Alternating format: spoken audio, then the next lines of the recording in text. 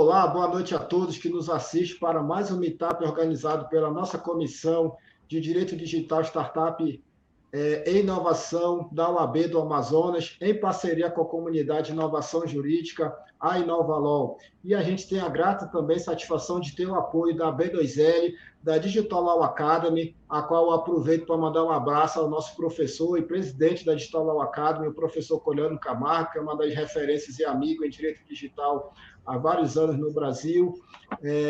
Há também o Portal Jurídico, que dá todo o apoio para que esse evento aconteça, inclusive vários meetups que nós estamos realizando online esse ano, e mandar um abraço também para o seu presidente, o CEO, o Wilson Roberto. Também a comunidade Legal Hacker Manaus nos apoia também nesse momento.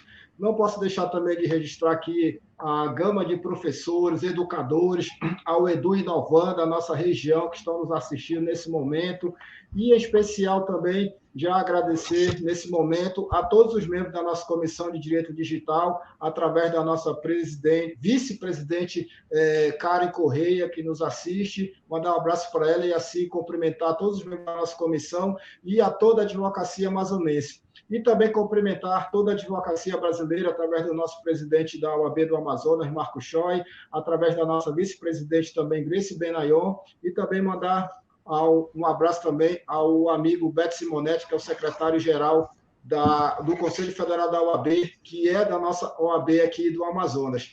E nós organizamos, inclusive, já há um tempo esse meetup, na verdade, desde lá do mês de junho, nós já vínhamos conversando ali com a professora Cristina Sleiman, justamente para que nesse mês de outubro, que é o mês da criança, nós tivéssemos esse meetup para falar sobre educação digital, e a qual que nós denominamos sob o tema desse meetup, que é justamente crianças e uso da internet.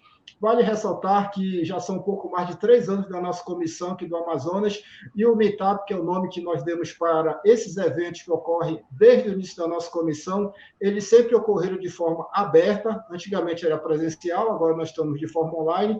Aberto, que eu digo, para qualquer pessoa da sociedade. Nós nunca restringimos e nunca direcionamos apenas para pessoas da área jurídica. E já quero aqui aproveitar para cumprimentar a professora Cristina Sleiman, que é uma das referências em direito digital, em educação digital também há anos, é contemporânea, como eu falo, do professor Coriolano Camargo, é contemporânea da professora Patrícia Peck, inclusive também é sócia da professora Patrícia Peck no projeto EDU, a qual ela pode até explicar um pouco melhor quando eu passar a palavra para ela. É uma das especialistas no Brasil também sobre LGPD, com várias certificações também, e nós temos essa satisfação de tê-la aqui, essa referência em educação digital aqui conosco.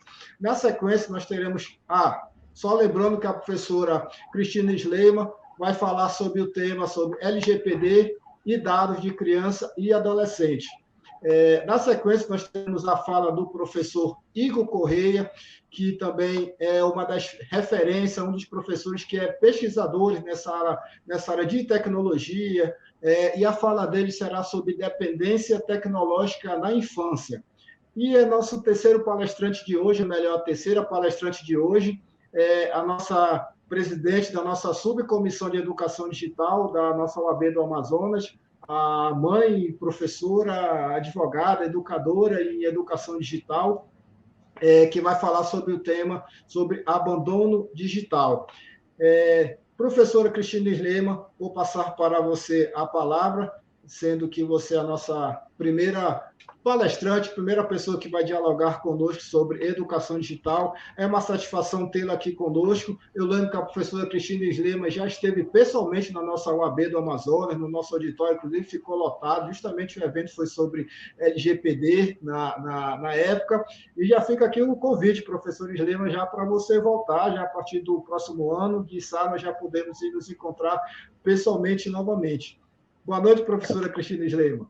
Claro, boa noite, é um prazer estar aqui com todos vocês, agradeço, Aldo, pelo convite, não só ao Aldo, mas como a todos os colegas, todos os membros da OAB, todos aqueles que ele mencionou no início do evento, né? E de bate-pronto já está aceito o convite, passando agora esse período que a gente está vivenciando, o ano que vem, se Deus quiser, estaremos aí todos muito mais próximos do que estivemos nesses últimos 2 anos, né? Porque praticamente quase 2 anos aí nesse momento de pandemia. Mas vamos lá, eu sou suspeita também para falar sobre educação digital, eu milito na área do direito digital e educação digital há muitos anos. Eu venho da área de educação, depois é que eu fiz direito, depois mestrado em sistemas eletrônicos, e agora, mais recentemente, formação de PO, atuo como DPO, sou certificada e atuo como DPO. Então, eu venho de uma prática do direito digital, segurança da informação e educação digital. Trabalho com diversos colégios, levando e disseminando essa cultura que é tão importante. Hoje mesmo eu estava conversando com uma colega que ela é autora, escritora, ela escreve para crianças e adolescentes, e é muito bacana a gente poder trocar ideias de como interagir com a garotada. Por quê? Porque é a sociedade digital, é isso que a gente vive hoje, e eles são nativos digitais. Nós pegamos o momento de transformação, né, o período de transformação, mas as crianças e adolescentes não têm aquela percepção ainda do real perigo, né? E eu lembro que lá no comecinho, eu como pedagoga, quando surgiram novas tecnologias, eu defendia muito, continuo defendendo novas tecnologias, na verdade, agora não são mais novas, mas as tecnologias na educação, porque com ela a gente faz maravilhas, né? Ela nos propicia, ela nos facilita muito, ajuda, inclusive, no processo de ensino-aprendizagem. Mas hoje eu defendo muito mais o equilíbrio, né? Então, naquela época, a gente tinha que fazer um trabalho para convencer as pessoas, para mostrar que era um benefício, que era maravilhoso, mas hoje a gente já faz um trabalho mais buscando o quê? O equilíbrio, e eu vou mostrar para vocês o porquê. Mas só para a gente já não perder muito tempo aqui, porque a gente, né, somos em 3 para falar, e os assuntos se convergem, os assuntos são todos muito importantes, inclusive dependência e abandono digital, mas a gente vive, então, numa sociedade conectada. E a sociedade conectada, quando a sociedade muda, a gente sabe que o direito deve mudar, as tecnologias evoluem, muda a sociedade, o direito tem que acompanhar. E os modelos de negócio também acabam mudando. Então, hoje, eles são muito mais baseados em dados, ainda que o objeto daquela empresa em si, a atividade dela não seja especificamente o tratamento de dados pessoais, mas para executar a sua atividade, ela precisa tratar dados pessoais. Então, isso acaba trazendo um impacto da própria lei, que surgiu justamente porque existiram diversos escândalos, aconteceram diversos incidentes, por termos uma grande quantidade de empresas que acabavam promovendo ou fazendo tratamento de dados pessoais de forma indiscriminada, e também por um movimento mundial. Então, o Brasil acabou, como todos vocês que estão nos assistindo devem saber, então, aderindo ao movimento, então, tivemos uma lei. Mas eu acabei de falar para vocês agora há pouco em relação ao equilíbrio, né? Que hoje eu defendo muito o equilíbrio no uso da tecnologia. Eu tenho recomendado muito que deem quem tiver curiosidade para assistir, esse TED Talk, que é da Nita Farahany. E ela fala sobre que o ser humano, na verdade, ele busca a tecnologia que consiga ler mentes. E ele está buscando isso, eles estão promovendo pesquisas nesse sentido. E é assustador as coisas que ela fala ali. Quando eu digo assustador, obviamente, entre aspas, porque, por um lado da evolução e da tecnologia, é maravilhoso, mas pelo lado da privacidade, eu, como ser humano, eu acho assustador. Porque o homem, ele busca tecnologia que consiga ler a mente. E ela fala que hoje a tecnologia já consegue ler informações esparsas, né? Então, por exemplo, saber em que número você está pensando ou numa cor determinada, mas ainda não um pensamento estruturado. Mas eles buscam isso. Nessa fala dela, ela também traz algumas questões de pesquisas, né, de levantamento que eles fizeram. E o grau de importância que as pessoas dão para as informações também acaba sendo assustador, porque nem todos têm a preocupação da importância em si, né? Algumas pessoas nem sequer se importariam de ler o seu pensamento, outras têm, assim, os parâmetros mudam, né, de percepção do ser humano para ser humano. Mas a gente tem que pensar, então, na sociedade da informação, o que o ser humano quer e onde quer chegar, né? Então, vejam, para contextualizar, eu trouxe algumas notícias também que são bem interessantes. 5.000 são demitidos por causa de gafes em reuniões no home office.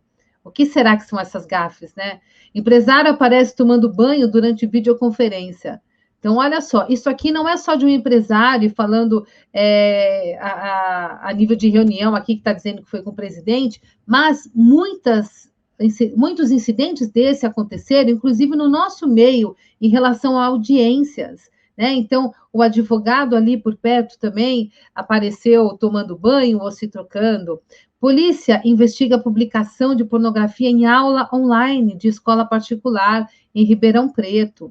Então, vejam, empregado que ofendeu em redes sociais é demitido por justa causa. E aí eu trago algumas notícias voltadas especificamente também à LGPD.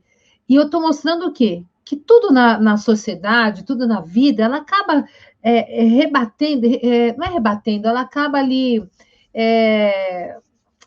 relando, né? Eu esqueci agora a palavra correta ali, mas ela acaba esbarrando na questão comportamental e na questão de quê? De privacidade.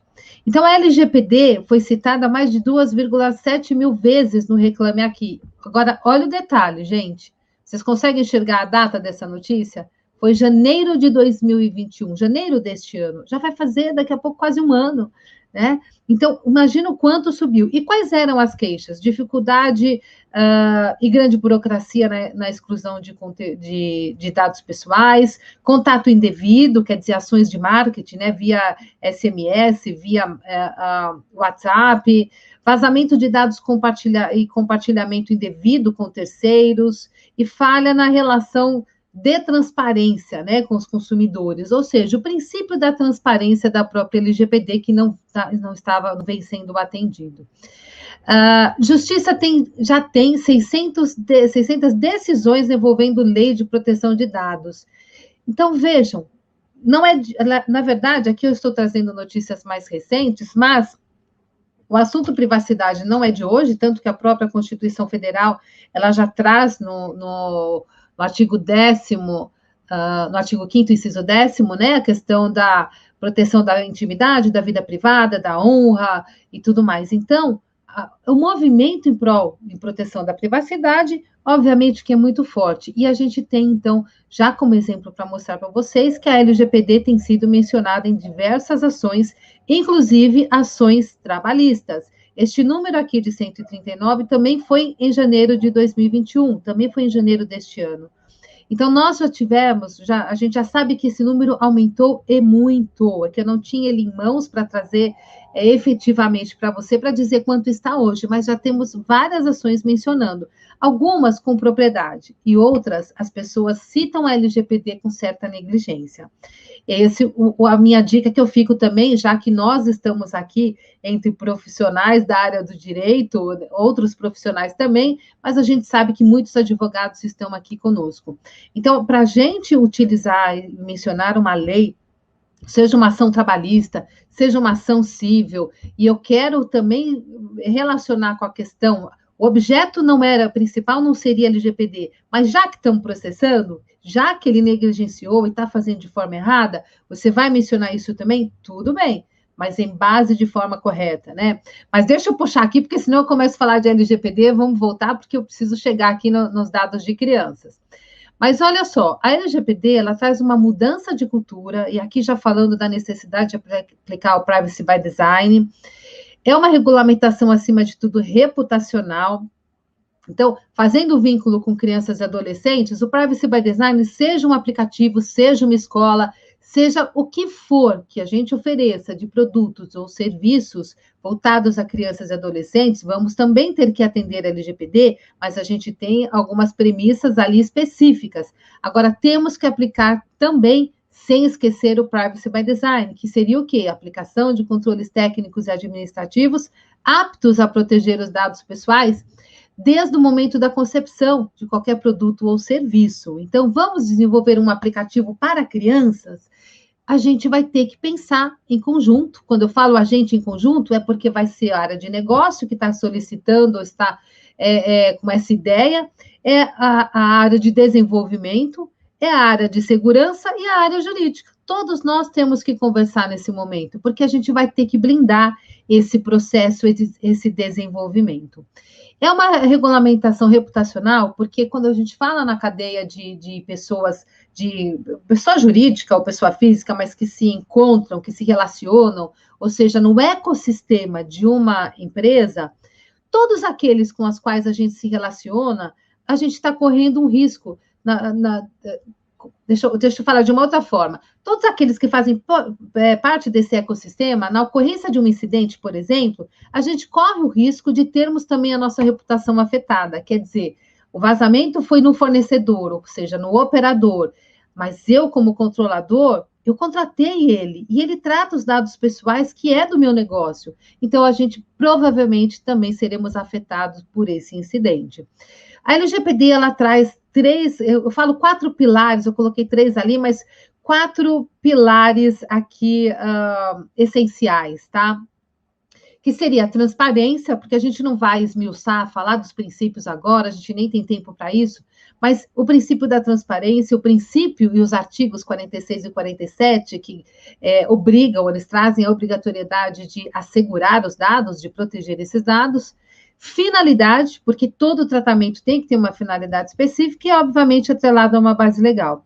Então, essa lei, ela exige revisão e adequação de procedimentos, atualização de documentos, a matéria é judicializável, ou seja, é passível de um processo judicial, é necessário fazer o inventário de dados, então, levantar todos os dados.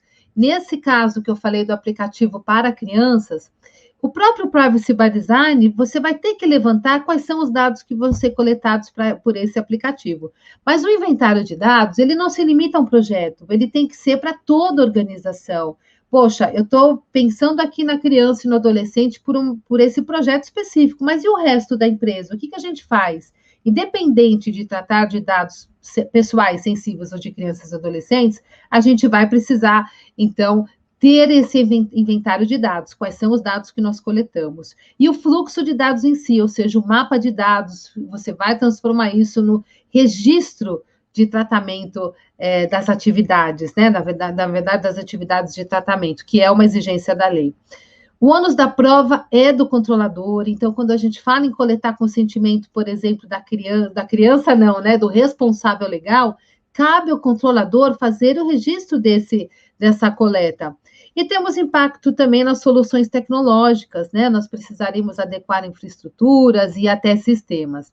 A gente sabe que a LGPD se aplica a toda e qualquer empresa, e até mesmo ao profissional autônomo. Hoje, a NPD, se eu não me engano, ela disponibilizou, eu vi muito rápido, eu preciso confirmar, mas me parece que a NPD disponibilizou já o guia para a pequena empresa, né? Então, vejam, a gente vai ter algumas exceções, mas a LGPD em si, como toda, ela se aplica a toda empresa que trata dados pessoais, que coleta dados pessoais aqui no Brasil, que promove o tratamento aqui no Brasil. Isso quer dizer que empresas que oferecem jogos, games pela internet, games mesmo aplicativos ou videogames em si, sites para crianças, escolas, vão ter que se atentar a LGPD e o artigo 14, principalmente, tá bom?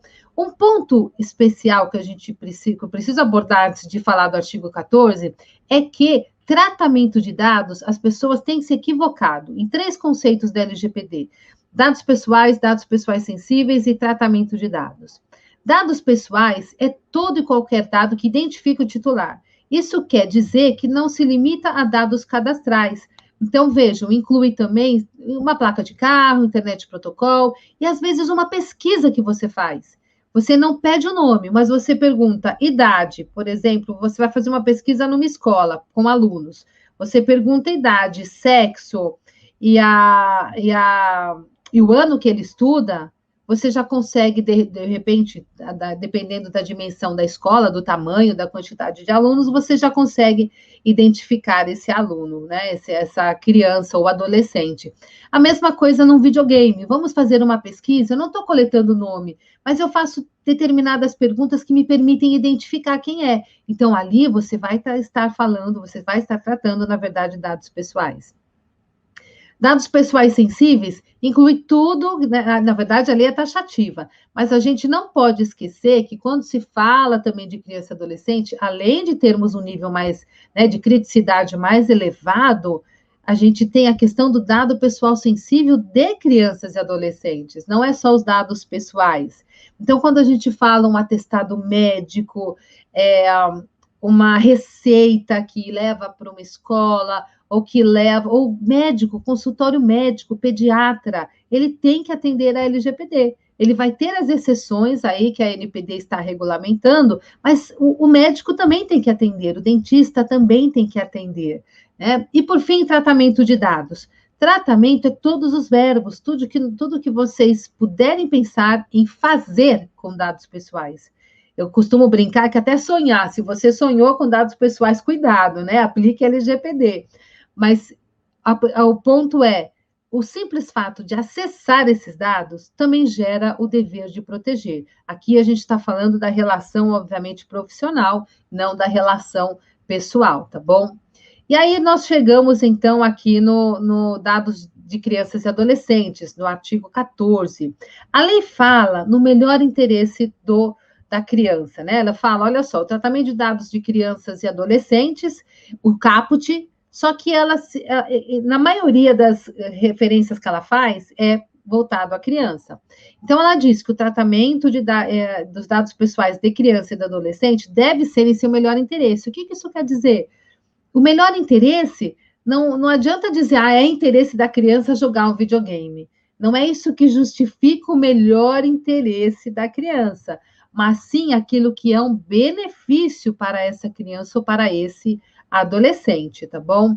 E quando a gente já coloca aqui, eu até fiz uma setinha, porque o tratamento, então, lembrando do conceito de tratamento, acessar os dados também gera a responsabilidade de proteger esses dados.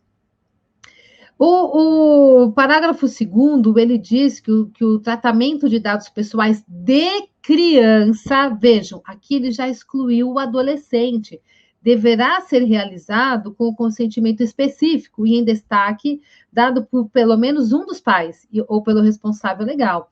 Isso quer dizer que se eu tenho um aplicativo de jogo para criança, eu preciso, essencialmente, do consentimento de um dos responsáveis, né? Ou do pai, ou da mãe, ou do responsável legal. Agora, se esse aplicativo é para adolescente, como a lei aqui é omissa, entende-se que o adolescente, ele poderia, sim, eu posso oferecer esse aplicativo diretamente para o adolescente. No entanto, nós não podemos esquecer do Código Civil. Pelo Código Civil, nas relações jurídicas, o menor tem que ser assistido pelo responsável legal. Então, há sim que se fazer uma política de privacidade até o termo de uso e o momento do cadastro dele, você terá que fazer algum vínculo em relação ao comprometimento daquele adolescente de que os pais estão cientes, né? Ou seja, a ciência do pai, e não necessariamente aqui o consentimento. E aí um ponto, né? O Estatuto da Criança e do Adolescente, ele preceitua que, então, criança é até 12 anos incompletos, tá? Então, para ser considerado criança, é até 12 anos incompletos. Se você considerar acima disso, aí já passa a ser adolescente. Não podemos ter cláusulas genéricas, elas serão consideradas nulas. Isso não é só para criança e adolescente. O consentimento tem que ser dado por uma ação proativa, quando há exigência, e por escrito ou mesmo digital, mas eu preciso o quê? Fazer registro dos logs. Cláusulas têm que estar em destaque quando a gente fala em consentimento. Agora, a gente tem um desafio aqui, que eu deixo até para vocês, vou colocar a minha opinião, mas a gente sabe que ainda está no âmbito da discussão, e eu acredito que a autoridade nacional ainda venha se posicionar, mas eu entendo que o consentimento que menciona aqui o artigo 14, ele não é absoluto no sentido de... Ele não exime, não exclui as bases legais existentes ali do artigo 7º e 14º. Primeiro que o artigo 7º e 11º. Primeiro que o 14º, ele não diz que não se aplicam o artigo 7º e 11º. E um outro ponto, como é que eu vou vincular todo o tratamento a um consentimento Por exemplo, se em determinadas situações eu posso ter uma obrigação legal. Se eu tenho uma obrigação legal, eu não posso depender de um consentimento, mas eu tenho sim a obrigação de informar. Então, eu posso dizer a esse pai ou responsável legal que para fazer uso desse aplicativo, o aplicativo não seria, eu acho que não seria o caso, mas, por exemplo, do serviço, da escola. Eu não vejo que uma escola tem que pedir o consentimento, eu não entendo dessa forma. Para alguns tratamentos, sim, mas para executar o contrato, por exemplo, ou para informar uma secretaria da educação ou diretoria, quando necessário, eu não posso depender do consentimento do pai, mas eu tenho que já dar essa informação no próprio contrato. Então, esse é um ponto discutível. A gente tem profissionais que defendem que tudo para menor, para criança, precisa do consentimento. Eu defendo o ponto de vista que não é absoluto, que sim, aplicam-se algumas bases, como, por exemplo, salvaguarda da vida, execução de contrato, obrigação legal, né? Então, a gente ainda tem esse ponto que eu acredito, sim, que a autoridade ainda venha se manifestar. O parágrafo 2º, ele diz que no tratamento dos dados de que trata o parágrafo 1º, ou seja, vocês lembram que eu ainda coloquei ali a setinha? O parágrafo 1º fala dos dados das crianças, né? Os controladores, eles deverão manter pública a informação sobre os tipos de dados que são coletados. Quer dizer, o princípio da transparência se repete aqui. Eu preciso informar o que nós vamos coletar, o que nós vamos aplicar nesses de tratamento, porque coleta também é um tratamento, né? Então, que outros tratamentos serão aplicados. E a forma da sua utilização e os procedimentos, então, para o exercício dos seus direitos, que estão previstos o quê? No artigo 18º, né? Então, atender ao princípio da transparência tem que ser de forma clara, específica, objetiva, lembrando da capacidade de entendimento do público que esse controlador está querendo atingir. Então, se a criança, ainda que os pais tenham que autorizar, ou o pai ou a mãe, eu preciso ali ter informações para essa criança de forma didática, né, palpável, que ela consiga entender as informações ali básicas em relação a isso, ok? Os direitos dos titulares, então, se aplicam também a crianças e adolescentes. Quem vai fazer a requisição? Se a gente está falando de criança, e quem faz o cadastro, quem cuida dessas coisas, até porque a criança não vai saber fazer a requisição dos seus direitos, então são os pais que vão acabar interagindo, né? Confirmação do tratamento, acesso, correção de dados que não estejam atualizados, anonimização e bloqueio quando estiver em excesso, informação sobre o compartilhamento, informação sobre a negativa do consentimento, né, a portabilidade, a revogação do consentimento, e a qualquer momento de forma gratuita, né, todos esses direitos. Então, tem que deixar claro como eles podem exercer. O aplicativo é para adolescente, então vamos pensar numa forma de informar, de levar a informação para essa faixa etária como é devido. Como a gente pode fazer isso, né? Política de privacidade. Mas se nem adulto lê, será que adolescente vai ler? Então, a política, mas tem que existir, tem que ter, sim, a política, no cadastro vai ter que vincular a política de cookies, termos de uso, ou o próprio contrato, o termo de uso em si, que é o mais comum quando a gente fala ali de adesão, mas vejam, eu preciso ter também disclaimers, é aquela nota de privacidade. O adolescente vai se cadastrar, então já faz um pop-up ali, faz uma indicação antes do cadastro, quais são as condições, olha, você está fornecendo isso para tal finalidade, nós vamos também entrar em contato, você autoriza que se entre em contato para qual finalidade, porque vejam, até isso tem que estar vinculado ao serviço que está prestando, né? Não é contato para qualquer coisa.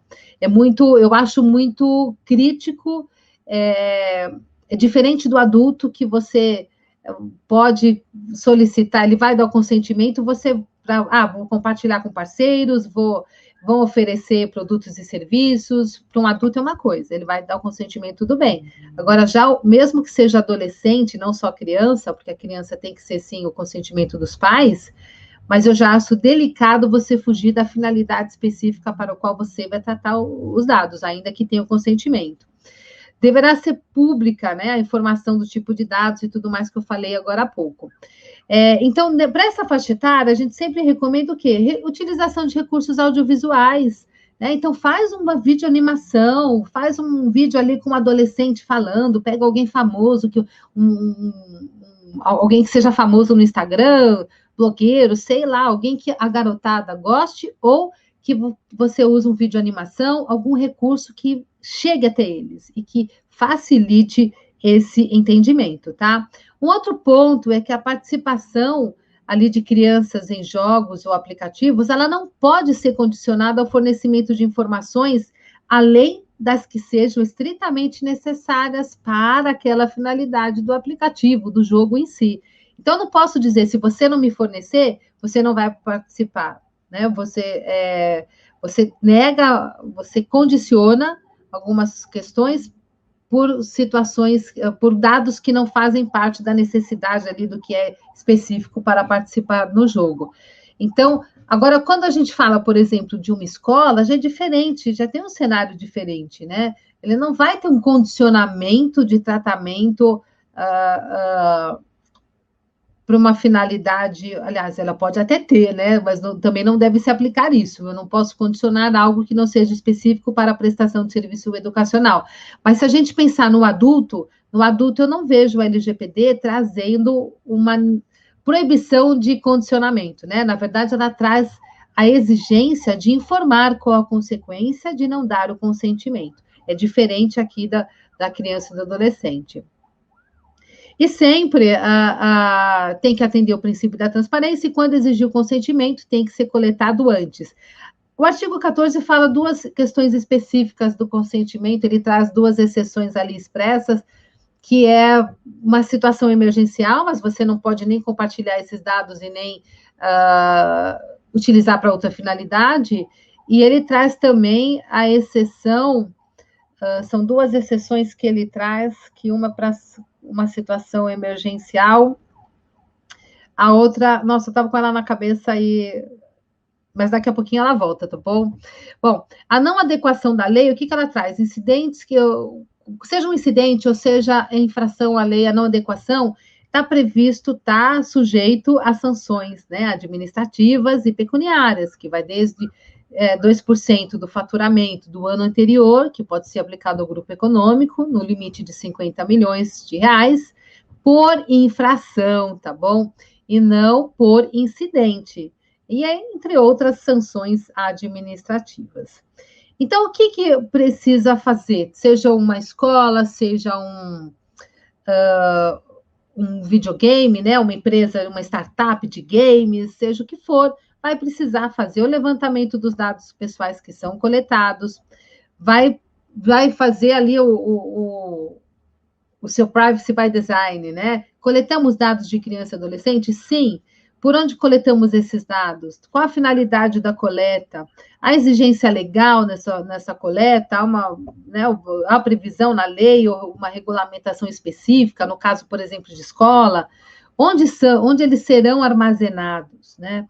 Então, aqui não se limita a essas questões, eu trouxe apenas alguns exemplos, mas, então, se nós temos aqui, eu já vou precisar identificar se é criança e adolescente, preciso do consentimento? Sim, para essa finalidade precisamos, então nós vamos coletar o consentimento em que momento? O que eu preciso, então, dar a informação, deixar claro, informar sobre os direitos dos titulares, vamos atualizar políticas, vamos elaborar algumas notas de privacidade, que são os disclaimers, e assim por diante. Você consegue desenhar o que você precisa aplicar no seu projeto ou na sua empresa como um todo, tá? Quando a gente fala, por exemplo, de uma escola, é na empresa em si, a escola também é uma empresa. Quando a gente fala de um videogame, de um aplicativo específico, a empresa em si não é focada só no jovem, só na criança ou no adolescente. Adultos também jogam. O foco dela em si não é pela idade apenas, mas eu posso ter projetos. Estes games são para crianças, estes games são para adolescentes, tais games são apenas para adultos, né? E alguns todos jogam, todos gostam.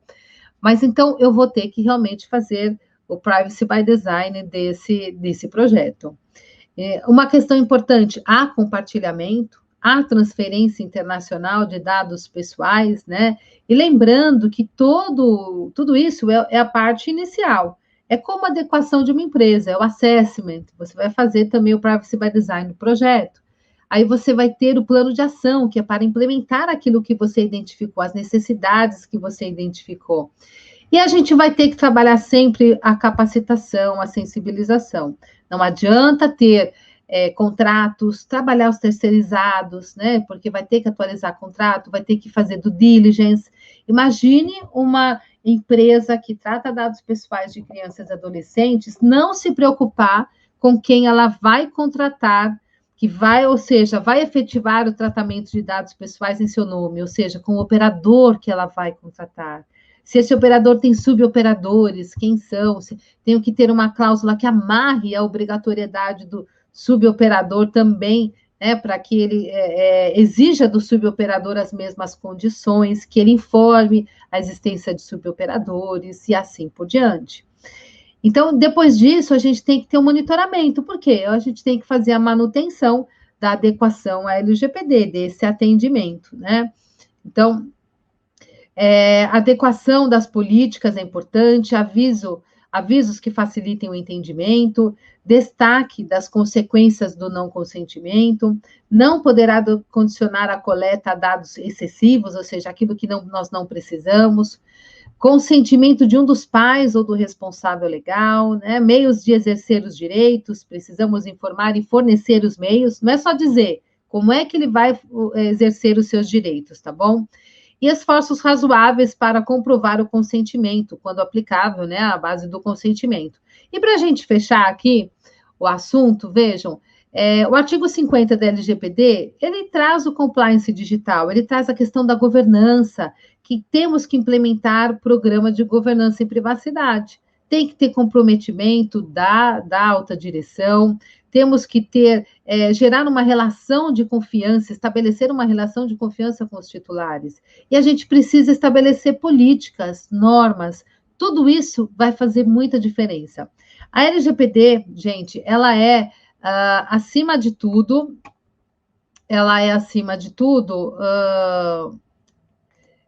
deixa eu só parar aqui para o compartilhamento para eu voltar para vocês. Ela é, acima de tudo, uma legislação que ela afeta, como eu falei lá no início, a reputação. Mas, acima de tudo, ela é preventiva. Se nós pensarmos e trabalharmos as ações preventivas, ainda que venha acontecer um incidente, porque a gente vai trabalhar para que não tenha, mas se acontecer, a autoridade nacional vai levar em consideração também as ações preventivas, o que nós fizemos para prevenir, para evitar, e ainda assim aconteceu, o que nós fizemos depois para mitigar o dano decorrente de um eventual incidente, tá bom? Por isso que o plano de resposta a incidentes também é muito importante.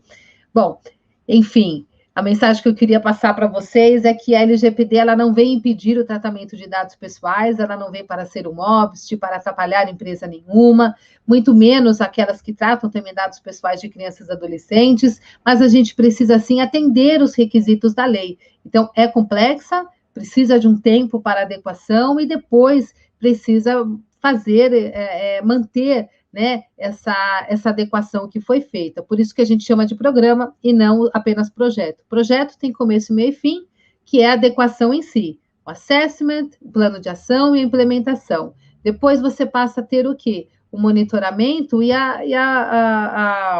para manter a adequação. Então, isso é um programa, porque o programa ele não termina, ele vai ser mantido, tá bom? Gente, então, essas eram as considerações que eu queria fazer para vocês hoje. E muito obrigada mais uma vez. A gente que agradece, professora Cristina, pelos seus ensinamentos. Estamos verificando que realmente, além de ter, claro, essa grata satisfação de termos essa preocupação do tema da criança e adolescente no Instituto da Proteção de Dados, podemos assim dizer, porque ele não inicia nem termina na própria LGPD, na lei em si, verifica-se que o desafio é grande pelos seus ensinamentos, pelo que você colocou. O que você falou, realmente, só para confirmar, professora Cristina Slema, realmente hoje a NPD disponibilizou um guia orientativo de segurança da informação, de tratamento de dados para pequeno porte, né, para quem quiser ir lá baixar, realmente está disponível. Muito obrigado mesmo pelos seus ensinamentos. Vou passar aqui já rapidamente na sequência para o professor Igor, que vai conversar um pouco aqui com a gente sobre justamente a dependência tecnológica na infância.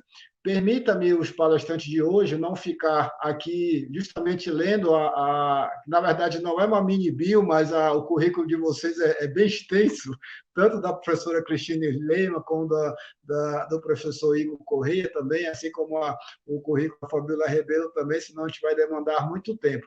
Mas só para resumir aqui, o professor é pesquisador, é pós-doutor em educação, em design também, tem doutorado também em design, se eu salvo engano, ou é pós-doutorado, se puder me retificar melhor, fique à vontade. E, atualmente, vale ressaltar que é coordenador do programa de pós-graduação e educação da Universidade de Caxias do Sul, é isso? Onde há uma especialização em dependências tecnológicas, intervenções multidisciplinares promovida pela Universidade de Caxias do Sul. Eu chamo a atenção para essa especialização justamente porque conecta com o assunto que nós estamos falando hoje, com o assunto da educação digital e essa preocupação do uso dessas tecnologias por parte das crianças, adolescentes, como também haver um certo controle parental. Passando a palavra aqui para o professor Igor. Professor Igor, muito boa noite. Se eu tiver falhado aqui na sua apresentação, fique à vontade aí para me retificar, assim também na sua apresentação, caso eu tenha me equivocado, professora Cristine Leima, fique à vontade para me retificar também. Professor Igor, boa noite. Tá bem, boa noite, muito obrigado. Eu gostaria inicialmente de agradecer o convite, né, do Aldo, da Fabíola, né, gostaria de agradecer também a Ordem dos Advogados do Brasil, do Amazonas, né, então acho que é um tema muito relevante, muito importante para que se trate aqui, né, nós estamos com a questão, então, da Comissão de Direito Digital, né, de Startups e Inovação. E, de fato, eu recentemente assumi a coordenação de um curso de especialização em dependências tecnológicas, intervenções multidisciplinares, juntamente com o professor Cristiano Nabuco, que já vem há bastante tempo trabalhando no Instituto de Psiquiatria da USP, né, no IPQ, com a questão do uso imoderado e a dependência tecnológica, tanto por crianças, não é, quanto por adultos. E nós estamos com esse curso totalmente à distância, sendo promovido pela Universidade de Caxias do Sul. Bom, eu inicialmente gostaria de trazer um olhar um tanto quanto panorâmico, né, não exatamente ligado à Lei Geral de Proteção de Dados, mas quanto à própria dependência em si, né? E até me referindo ao próprio curso de especialização, neste curso nós temos uma abordagem que é multidisciplinar, porque se concentra na compreensão da dependência tecnológica por diferentes perspectivas, né? Tendo como 3 grandes áreas: a área da saúde, a área do direito, né, digital, e também a questão educacional, porque nós temos discutido muito a importância de que não só os psicólogos, os pediatras, os psiquiatras, né, tenham conhecimento sobre esse assunto, mas também os juristas e os educadores, porque as crianças, enfim, os pré-adolescentes, adolescentes, e talvez até que poderíamos denominá-los como jovens, né, estão no cerne desse contexto aí, que é a escola, e os professores, os educadores precisam ter um conhecimento minimamente panorâmico, eu diria, né, para que seja possível fazer alguns encaminhamentos quando se identifica alguma questão voltada ao uso imoderado de tecnologias digitais, se aproximando até mesmo de uma dependência tecnológica. Bom, eu gostaria de começar a minha fala justamente por essa questão, que quando nós discutimos esse tema, não é, da dependência tecnológica, não é no sentido de demonizar as tecnologias digitais. Eu sempre repito isso porque eu acho que é uma mensagem bem importante. Nós não estamos demonizando as tecnologias digitais. Pelo contrário, nós estamos olhando para uma questão bem pontual, que é do uso abusivo ou imoderado ou então já como dependência tecnológica, quando nós chegamos ao extremo, né? Porque nós temos um uso saudável de tecnologias digitais por crianças bem pequenas, pré-adolescentes, adolescentes, jovens, adultos.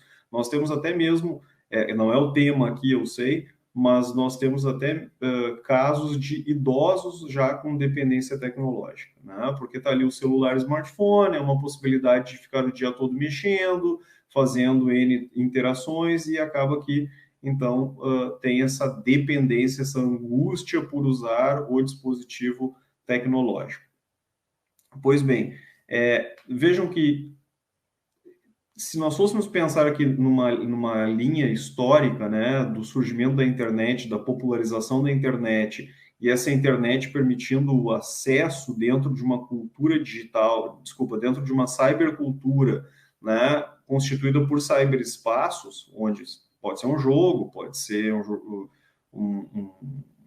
uma sala de bate-papo, enfim, um jogo digital de violência, pode ser uma comunidade de interações voltadas a artesanato, mas quando aquilo se torna extremamente repetitivo e o indivíduo não consegue se libertar, digamos assim, daquela prática que precisa ser repetitiva e acaba acometendo algumas das suas funções executivas, né, como a questão inibitória, a questão da memória, né? Então, nós temos, assim, a memória operacional, controle inibitório, uma série de aspectos que prejudicam o desenvolvimento ou a vida desse indivíduo, se ele for adulto ou já também idoso, quanto às suas práticas cotidianas. Pois bem, se antes nós tínhamos, então, né, uma prática que era muito mais consolidada na cybercultura, nos cyberespaços, ou seja, era preciso estar, né, fazendo uso de um computador de mesa ou de um notebook para ter acesso a esses espaços, esses territórios digitais,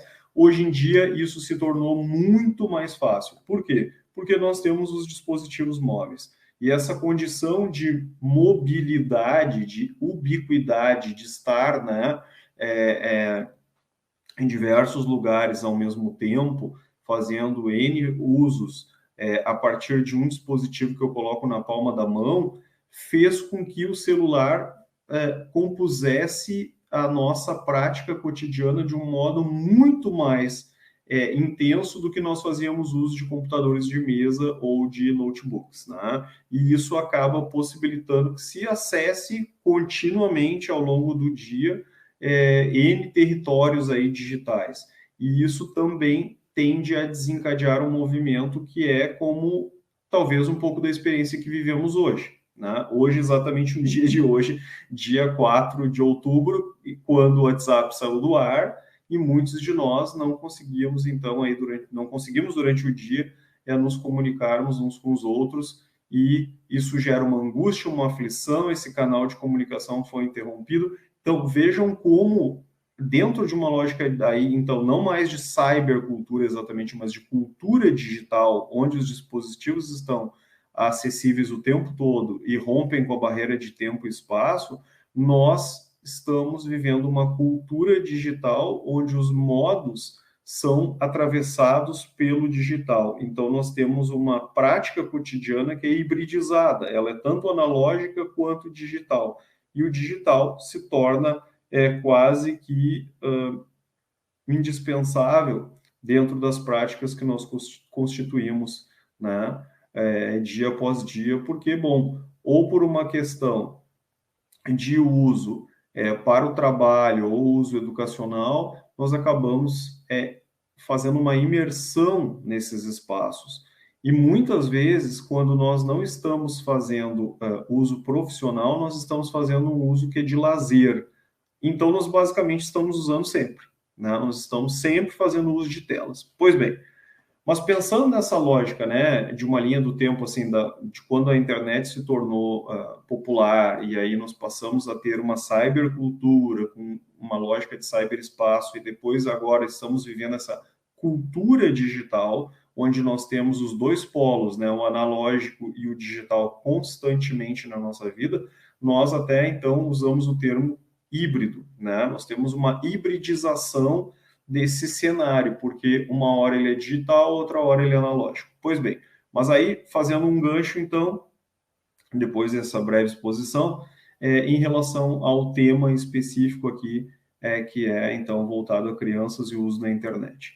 O que acontece? A Sociedade Brasileira de Pediatria não recomenda a exposição de crianças, né, bem pequenas, ao uso de telas, mas antecede ainda esse olhar da Sociedade Brasileira de Pediatria compreender que é preciso compreender a própria cultura, os próprios modos de fazer uso da tecnologia digital. Porque se eu tenho conhecimento de que isso vai afetar a vida, né, dessa criança, desse bebê que ganha um tablet, que ganha um smartphone e é exposto àquela luminosidade, aquela interação extremamente rápida que acontece, né, a interface da tela digital, ela tem a questão da luminosidade, ela tem áudio, ela tem vídeo. Num primeiro momento, parece, então, que essa condição de ludicidade, ou seja, de atração, de entretenimento, é só positivo para o bebê ou para a criança bem pequena, quando, na verdade, a gente tem uma série de prejuízos, né? A questão da motricidade fina, onde a criança não consegue pinçar objetos, porque ela só toca na tela, né? Nós temos questões do próprio sono, né? Onde a criança fica até os últimos segundos antes de deitar, né, e que o adulto, então, desligue a luz para que a criança durma, e aquilo tem uma estimulação neuronal muito grande, onde a criança não consegue baixar a sua condição metabólica a ponto de ter um sono tranquilo, sem aquele afetar da própria luz do celular.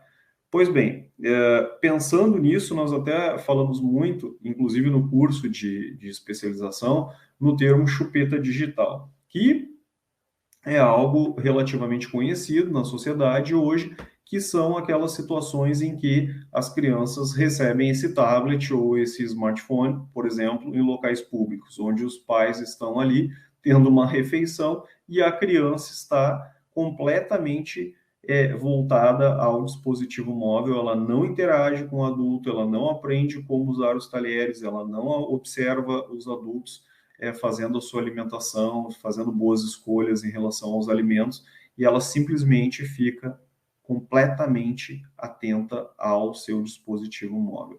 E aí nós temos uma série de questões, o prejuízo na fala, essa questão da motricidade, a questão do sono, nós temos um outro aspecto de ordem psicológica, que é também a criança não saber lidar com o tédio. E por que não saber lidar com o tédio? Justamente porque, e agora falando de crianças um pouquinho maiores, né? Essa criança está na internet, ela está no TikTok, a gente não tem um controle de que tipo de conteúdo adultizado ela está acessando, ou, né, erotizado. Há um movimento de adultização das crianças no TikTok, o que não é legal, né, nem para a criança que foi exposta no vídeo, muito menos para a criança que está assistindo ao vídeo. Nós temos uma questão aí, então, quanto ao tédio, que é a criança está no TikTok e ela está já farta do TikTok, ela vai para o Facebook, ela vai para o Instagram, muitas crianças têm Instagram desde muito pequenas, elas do Instagram vão para o YouTube, ou seja, toda vez que eu me aproximo de uma situação tediosa, né, que me cansa, eu mudo de interface. E isso faz com que eu, indivíduo em desenvolvimento, não compreenda o que é enfrentar uma situação de tédio. Ao não enfrentar uma situação de tédio, eu acabo reagindo de forma agressiva, eu mostro, então, irritação, eu sou intolerante, eu altero o tom de voz, eu não consigo estabelecer um diálogo e eu acabo, então, tendo um comportamento que sugere o uso abusivo de telas digitais. Pois bem, uma questão importante que nós temos também pontuado sempre é cuidado ao usar o termo dependência tecnológica.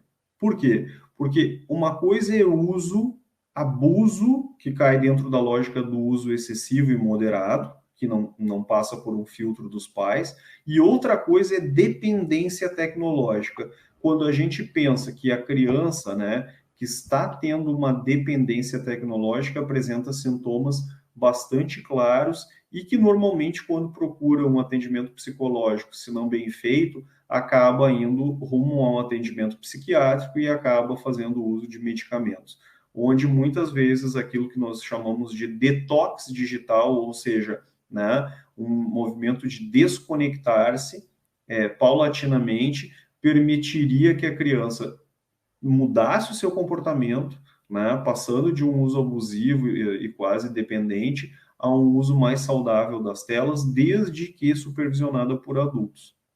Agora, o que acontece também é pensar que, bom, estamos vivendo um período cultural onde parece que esse uso das telas é totalmente permitido e que não há nada de errado quanto a isso. Como é que podemos reverter isso, né? Então, assim, as crianças ficam irritadas, elas não enfrentam o tédio, elas se constituirão como adultas que não sabem lidar com situações tediosas, se tornarão agressivas, né? Dificuldade de sono, dificuldade de concentração, total falta de comprometimento na escola, pouco caso em relação às atividades que são atividades mais complexas, né, propostas do ponto de vista educacional. E, bem, nós temos também discutido muito como fica o papel dos pais diante dessa situação de uso imoderado de tecnologia, sempre pautando que é o exemplo do pai, da mãe, enfim, dos responsáveis em casa, que permite essa conscientização, esse modo de conceber uma cultura digital contemporânea que precisa ter os seus limites respeitados. E quem tem que impor esses limites de modo dialogado e de modo sensato e com tranquilidade aos filhos são os responsáveis, né? E não o inverso. Ah, mas ele não larga o celular, ele não larga o tablet. Como assim? Né? Como que uma criança de 6 anos não larga o tablet, não larga o celular? Quer dizer que quem decide isso é a criança? Não. Nós precisamos encontrar modos de que os pais tenham consciência sobre isso, sobre os prejuízos no desenvolvimento da fala, da motricidade, do sono, do descanso, né?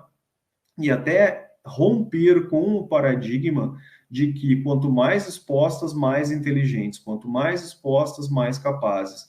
Isso é algo extremamente incoerente, porque não procede. Nós sabemos que não há uma absorção, e sabemos do ponto de vista científico, né? Não há uma absorção do ponto de vista intelectual da memória de trabalho, né?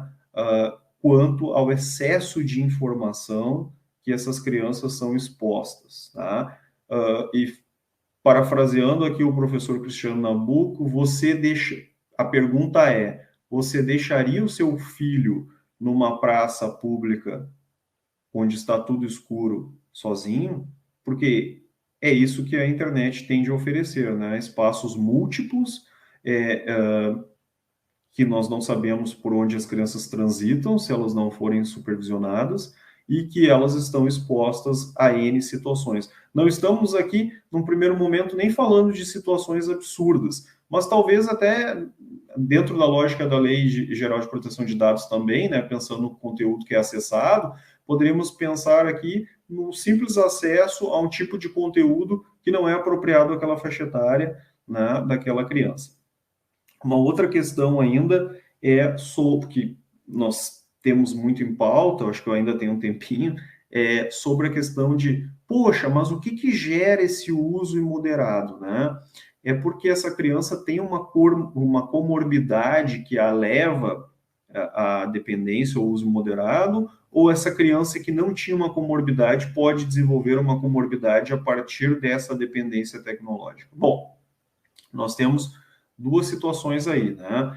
Primeiro, normalmente uma criança, um pré-adolescente, um adolescente ou até mesmo um adulto que está totalmente imerso nesse contexto tecnológico, né, e que tem esse comportamento que é de dependência, que prejudica as suas funções cotidianas, seja psicológicas, sociais, profissionais, é porque ele não está tendo algo que preencha um vazio da sua existência, enfim, da sua vida, a ponto de se sentir ocupado e se desenvolvendo em outras áreas então ele acaba fazendo uso desse território digital, do que a internet oferece, como um espaço de satisfação, um espaço de prazer. Pois bem, dentro disso, nós poderemos dizer que, sim, algumas comorbidades são prévias, como dificuldade de interação social, né? Crianças que sofrem bullying, né? Crianças que são obesas, crianças que têm alguma alteração, enfim, física, né? Nós temos alguns aspectos, poderiam ser múltiplos aqui, que poderíamos dar como exemplos, né? Mas, normalmente, há uma comorbidade, há um motivo para essa tendência de um uso abusivo ou de dependência, né? Ok. Por outro lado, nós também temos uma outra situação que é a dependência ou o uso moderado pode fazer com que esse indivíduo tenha uma comorbidade, né, desencadeada, ou seja, ele pode gerar a partir da dependência uma comorbidade, uma obesidade, algum tipo de alteração psicológica, de impulsividade, de agressividade, alguma alteração até na própria visão, né? Tem muitos estudos agora falando das questões oftalmológicas, porque a exposição à tela, ela realmente é prejudicial aos olhos. Depois, uma questão é pensarmos no desenvolvimento de políticas públicas que deem conta dessa interpretação da cultura que estamos vivendo. Nós somos um reflexo da própria cultura, é algo que se retroalimenta, porque nós geramos esses recursos, essas tecnologias, nós estamos desenvolvendo esses hábitos positivos ou negativos, e isso depende da nossa interpretação daquilo que nós criamos. Isso não é algo hierarquizado, imposto. Nós podemos fazer um uso consciente. Nós temos um termo que se chama, o termo em inglês seria PIMO, né? Que seria, em português, o uso imoderado de mídias interativas, né? Ou, como a gente chama, dependência tecnológica, dependência de telas digitais, e como eu disse antes, me referindo às crianças, a gente tem o termo chupeta digital, que é justamente para essa questão de crianças que ficam com o seu tempo ocupado, né, preenchido, entre aspas, com aquele recurso tecnológico que nada acrescenta, pelo contrário, as prejudica grandiosamente em questões bem importantes, porque nós não temos aí um corpo, do ponto de vista físico, metabólico desenvolvido, né, que não seja, então, afetado por essas questões. E a questão do acesso ilimitado à internet, para aquelas crianças que não são supervisionadas, eu acho que é algo que não precisaríamos nem aqui falar, né? Porque é bastante óbvio que é um perigo constante e sempre na iminência de que algo não tão agradável aconteça quando nós temos crianças fazendo uso da internet de modo não supervisionado. E aí, também, eu até tinha feito uma colinha aqui com alguns termos, mas, enfim, foi fluindo, eu não fiz uso da minha colinha. Eu gostaria de trazer também aqui dicas, tá, de leitura para quem tem interesse, né, sobre dependência tecnológica, seja de crianças, então, ou adultos, deste livro aqui, que é o Dependência de Internet em Crianças e Adolescentes, Fatores de Risco, Avaliação e Tratamento, que é de uma norte-americana chamada Kimberly Young, que faleceu faz pouco tempo, e do professor Cristiano Nabuco, né, que é coordenador do curso junto comigo, promovido pela Universidade de Caxias do Sul, aqui no Rio Grande do Sul. Depois, nós temos uma outra obra que também é do professor Cristiano, com outros dois organizadores, que se chama Como Lidar com a Dependência Tecnológica, né? Guia prático para pacientes, famílias e educadores.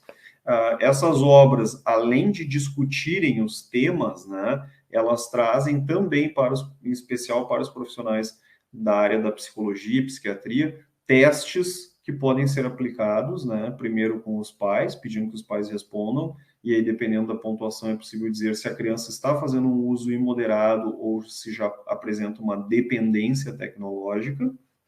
E, recentemente, eu comprei já, mas ainda não recebi, não chegou no correio, a versão em português. Nós temos a obra do Michel Desmourguet, que se tornou agora um super livro, né, muito citado para todos aqueles que se interessam por dependência tecnológica, que é a Fábrica de Cretinos Digitais, né, que já existe agora, saiu nesse último mês, a versão em português. Eu tenho uma versão que veio da Europa, e nessa versão da Europa tem uma tarja branca que é removível, deixa eu, aqui, que diz, tus hijos estão em peligro, né? Teus filhos estão em perigo. E é o número 1 na França, foi essa obra, né? Então, vejam que há um alerta, é preciso, né, conscientizar pais, educadores, né, e a sociedade de modo em geral, como estamos fazendo aqui, né, quanto ao uso da internet para crianças. E eu finalizaria minha fala aqui, de novo, com essa máxima. Quanto a máxima interpretada equivocadamente de que quanto mais exposição, mais conhecimento, não procede, tá? Então, não é isso. Não faça isso com seu filho e com a sua filha. Não pense que quanto mais exposto, mais inteligente ou mais inovador, né, mais à frente do seu tempo ele será, porque não é assim que funciona. Tá? Você, inclusive, pode, com essa exposição excessiva, adoecer o seu filho ou a sua filha. Né? Leia a respeito, procure saber mais, se informe. Inclusive, vou deixar aqui, nós temos um Instagram sobre dependência tecnológica, se chama @dependência tecnológica cursos, onde nós temos uma série de informações sobre o assunto. É um Instagram muito bacana, que tem um caráter informativo para todos aqueles que procuram se especializar na área. Nós estamos aí com o primeiro curso no Brasil, se não no mundo, porque não temos referência de cursos no mundo sobre dependência tecnológica como curso de especialização. Formaremos a primeira turma de especialistas em dependência tecnológica no início do ano de 2023, o que nos é assim uma grande satisfação, um grande orgulho, né? E entendemos que esse grupo de especialistas aí serão multiplicadores do nosso trabalho. Os psicólogos estão procurando fortemente, né, se especializarem nessa área, porque é uma área que aparece, é uma demanda que aparece muito nos consultórios. Então, se você é psicólogo, procure também saber mais, porque ainda dentro desse segmento há poucos profissionais com formação e que sabem, de fato, trabalhar com abordagens de intervenção quanto ao uso imoderado ou à dependência tecnológica. Tá bom? Muito obrigado. Eu devolvo a palavra ao Aldo. Aldo, muito obrigado pelo convite mais uma vez.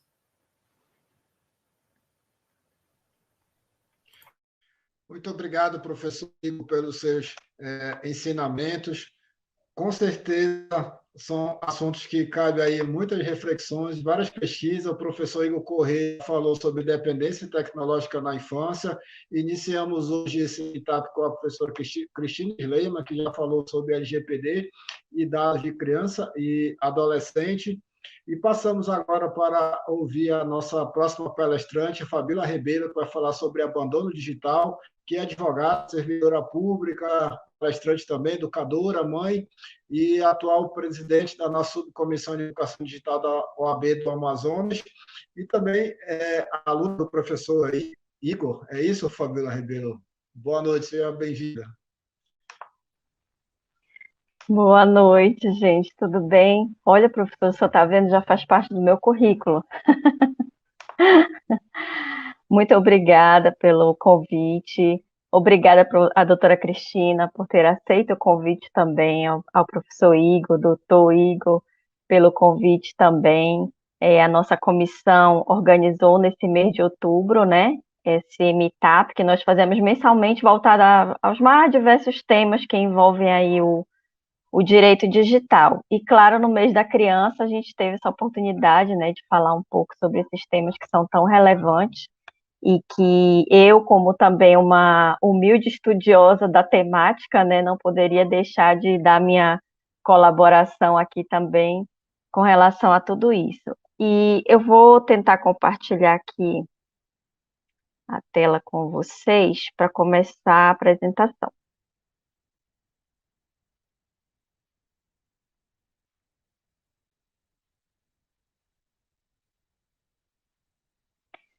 Bem, eu ia dizer que no começo eu pensei, eu digo, nossa, eu vou ser a última, eu vou falar depois da doutora Cristina, depois do professor Igor, que vai sobrar para me falar, né? São grandes especialistas, pessoas que estão aí no estudo aprofundado, né, de toda essa temática. Mas aí eu fiquei pensando agora no final, que na verdade eu venho apenas fazer uma humilde complementação para essa temática toda, né? A doutora Cristina falou brilhantemente, eu admiro muito a sua, como é que se diz, desenvoltura para falar sobre a LGPD, que é um tema tão denso, né? Eu acho uma legislação bastante complexa ainda, por ser nova também, mas é bastante complexa, e voltada para essa questão das crianças também é algo muito especial, e eu estava avaliando aqui que a gente só percebe realmente a necessidade dessas legislações quando ela nos afeta, né? Quando eu tenho um dado vazado, quando eu tenho um dado mal utilizado, aí eu vou me atentar, né? Ah, tem uma lei que me ampara, tem uma lei que ampara o meu filho, a minha empresa, enfim, N situações, né? Então, a gente só busca realmente esses recursos quando a gente se sente afetado por elas. E o professor Igor, sem palavras, né? O pouco que eu venho contribuir aqui, ele já deu todo o embasamento para o que eu vou falar, na verdade, né? Que a questão do abandono digital, deixa eu só voltar aqui rapidinho. A questão do abandono digital, ela tem muito a ver com tudo isso que ele já explanou aí inicialmente, né? Mas, como uma boa advogada, tenho que começar inicialmente pela legislação, né? A gente vem falar primeiramente da questão dos dados estatísticos, como é que as crianças estão hoje nesse uso da internet. Não está aí aparecendo no slide, mas essa pesquisa é do CETIC-BR, né? Que é de 2019, que é a última pesquisa que foi apresentada realmente, né? E nessa pesquisa a gente pode verificar que nós temos hoje 24 milhões de crianças e adolescentes que são usuários de internet. Desses usuários, 4,8 milhões, na verdade, não têm acesso à internet em casa, né? Eles acessam através de celular, ou na escola, ou em ambientes comunitários, né? E nós temos também 1,4 milhão de crianças e adolescentes que nunca acessaram a internet. Aquela questão da exclusão, né? E temos ainda a exclusão por questões sociais, questões econômicas, questões de infraestrutura mesmo, né? O Brasil é um país muito grande, de muitas economias diversas, né? E a gente sabe que pelos interiores desses nossos estados mais longínquos, digamos assim, inclusive aonde eu me encontro também, que é no Amazonas, a gente sabe que a grande maioria das pessoas tem uma dificuldade de acesso à internet ainda muito grande, né? E a gente passando para a questão da legislação, nós temos a Constituição Federal, que no artigo 227 ele já falou sobre a proteção da criança e do adolescente, né, o papel da família e do Estado nessa proteção. Nós temos a legislação principal, que é o Estatuto da Criança e do Adolescente, e nós temos também algumas alterações advindas com o Código Civil de 2002, né? Que no artigo 1634 ele trouxe também algumas inovações aí, falando especificamente sobre esses deveres dos pais com relação aos filhos, né? Na legislação complementar, eu achei interessante trazer para vocês o Marco Civil da Internet, né? A Lei 12.965, que é relativamente nova também, né? De 2014, mas ela tem um artigo específico tratando sobre o controle parental. Então, nessa legislação especificamente, foi dito que os pais têm o poder de controlar, né, exercer esse poder no conteúdo que os seus filhos acessam na internet, né? Isso é muito relevante, porque uma legislação nomear esse dever, né? Aqui, na verdade, está colocado como um direito, né? Ele pode, mas eu coloco como um dever, né? Ele deve, não ele pode, ele deve, né, exercer o controle parental.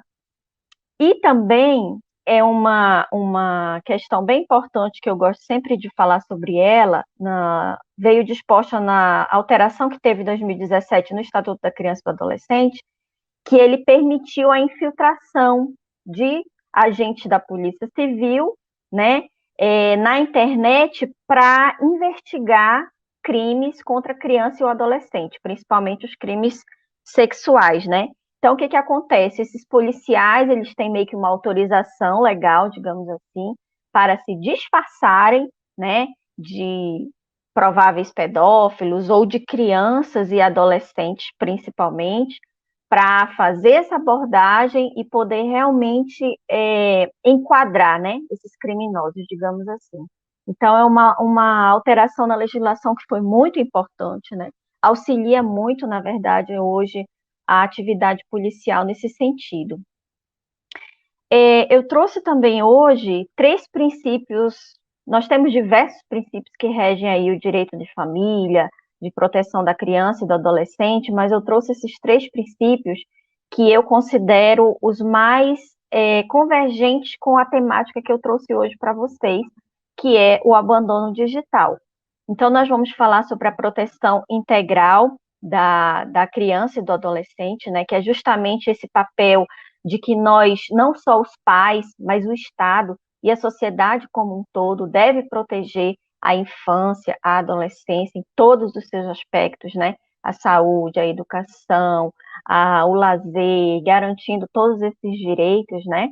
E também o princípio da afetividade, que é um princípio muito interessante e tem muito a ver com o que nós vamos falar aqui, que ele fala justamente sobre isso. O afeto é o quê? É o que me afeta, é o que me toca, né?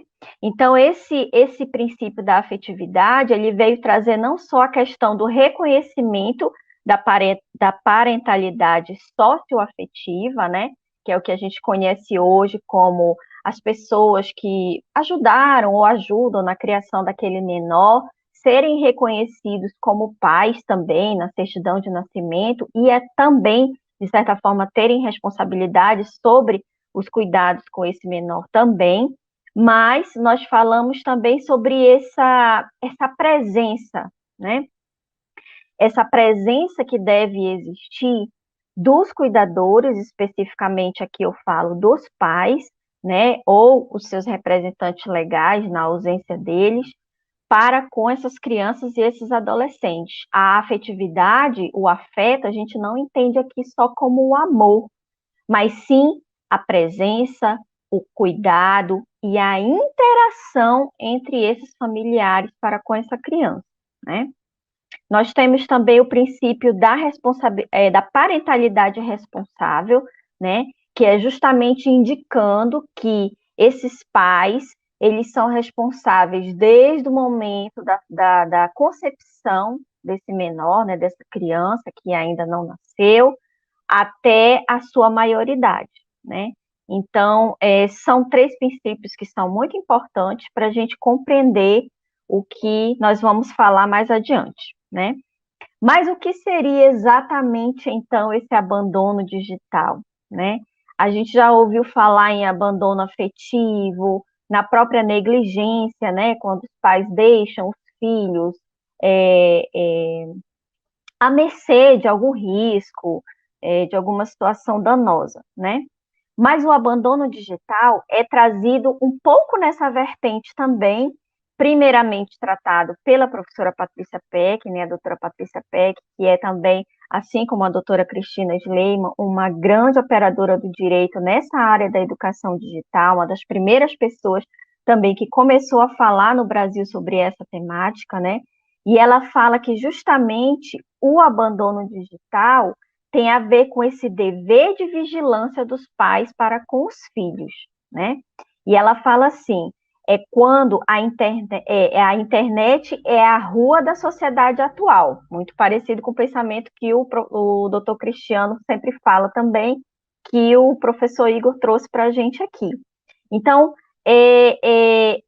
esse reconhecimento dessa responsabilidade dos pais no cuidado dos filhos perante o uso da internet tem a ver especificamente com essa questão do abandono digital. Então, o abandono digital seria, portanto, essa negligência parental caracterizada pela desatenção dos genitores quanto à segurança dos filhos no mundo virtual. E aí eu trago essa palavra desatenção para falar um pouquinho mais para vocês sobre um termo também que está sendo muito utilizado agora no mundo da psicologia, na verdade, né? E a gente traz também para o mundo jurídico, porque como o professor Igor falou, né, são assuntos convergentes, nós temos que analisar os vários aspectos que permeiam aí essa situação, né? E a parentalidade distraída hoje é uma circunstância que vem envolvendo cada vez mais os pais, cada vez mais a família como um todo, e como o próprio nome diz, né, distraída, as pessoas não estão se percebendo do que está acontecendo. Então, essa parentalidade distraída, ela se apresenta justamente como essa conduta humana de não dar atenção, não cuidar, não orientar, não aconselhar, não cuidar dessa convivência com os filhos, em decorrência justamente desse uso desmedido dessas mídias tecnológicas, né? Dessas mais diversos aparatos, como o professor Igor falou aí, que nós temos hoje, que nos tiram o nosso tempo, né? Roubam a nossa atenção o tempo inteiro. Então, quando uma família se encontra extremamente envolvida nesse ambiente tecnológico, ao ponto de que, como o professor Igor falou, eu entrego esse objeto, esse portal, né? Eu gosto de chamar assim de portal, porque a criança entra ali num mundo totalmente desconhecido e sem fronteiras, né? Sem fronteiras para ela. E os pais estão também no seu mundo, no seu momento de distração, né? Envolvidos nas mais diversas atividades, e eu uso o termo aqui distração, não desmerecendo aqueles que usam, por exemplo, para o trabalho, para resolver questões realmente importantes. Mas esse momento não deixa de tirar a sua atenção para aquela criança que muitas das vezes está ao seu lado e que você não consegue observar o que ela está fazendo.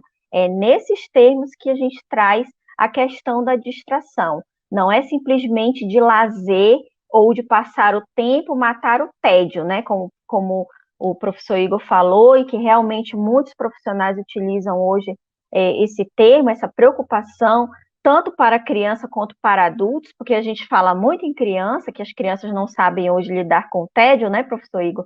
Mas os adultos também hoje não sabem mais lidar com o tédio, né? Eu sempre falo nas minhas apresentações que eu observo muito quando eu ando, né, nos lugares, e eu fico extremamente chocada como as pessoas sentam em algum lugar para esperar um atendimento, uma consulta médica ou qualquer outra coisa, um prato no restaurante, qualquer coisa, e elas automaticamente sacam o celular do bolso para se distrair naquele momento ali que parece que não cabe mais outra coisa, né? Não cabe uma interação com quem está junto, com a família, não cabe uma interação com quem está ao lado, com o próprio garçom, ou com o atendente daquele local, enfim, não cabe mais nada, não é dado um mínimo espaço para sequer que surja uma oportunidade de tédio, né? O aparelho, o celular é sacado imediatamente, então nem sequer nasce esse espaço para o tédio. Então, adultos e crianças envolvidos nessas distrações causam muitos danos, como o professor Igor já trouxe aqui, né? Causam danos psíquicos, emocionais, neurológicos, motores e, enfim, por aí vai, né?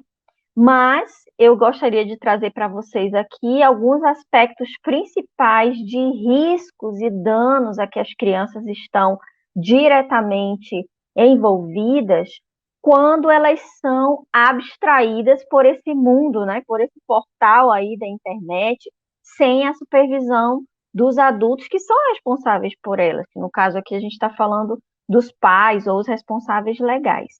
Então a gente tem aí esses dados eu trouxe também da pesquisa do TIC-BR, tá? Que são os riscos, digamos assim, principais que foram enumeradas pelas próprias crianças e adolescentes, ou seja, o que eles mais se expuseram, considerado como risco na internet, né? Então, a gente vê, está em ordem, tá, gente? É até um pouco, assim, chocante, né? Mas que a gente tem um pouco de desconhecimento sobre tudo isso.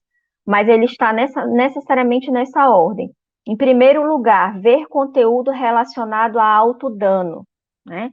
Os consultórios de psicologia hoje estão abarrotados de crianças e adolescentes que se autolesionam, né?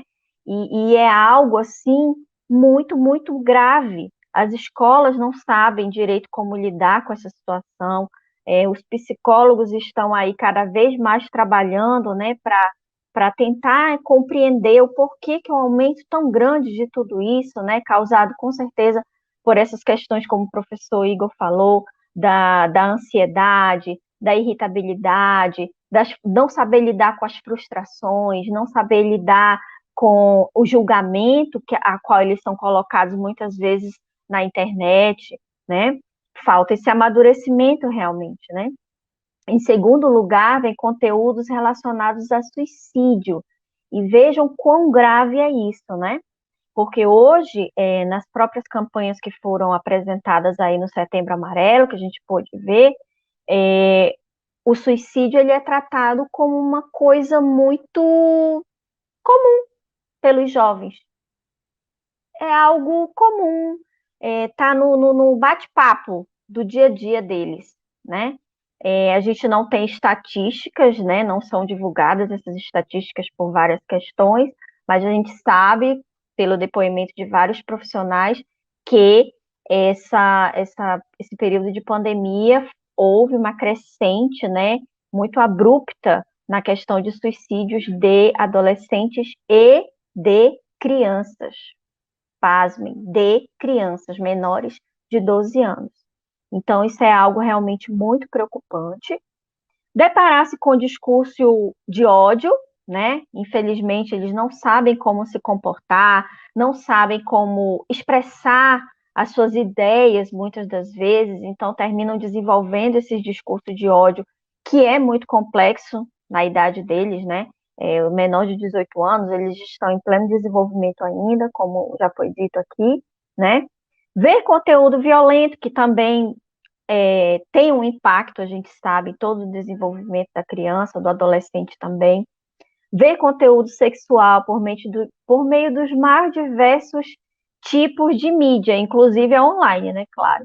E aí a gente sabe que não tem nenhum critério, né? Você tem acesso a conteúdos de sexo explícito da maneira mais simples possível na internet, né?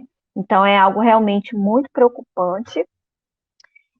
Ser tratado de maneira ofensiva, e aí a gente pode falar também sobre a questão do cyberbullying, né? Tanto você praticar quanto você ser vítima do cyberbullying, e se confunde aí um pouco, né? Às vezes até o que é o avanço para chegar no cyberbullying, o que é só uma ofensa, uma brincadeira que gerou uma ofensa.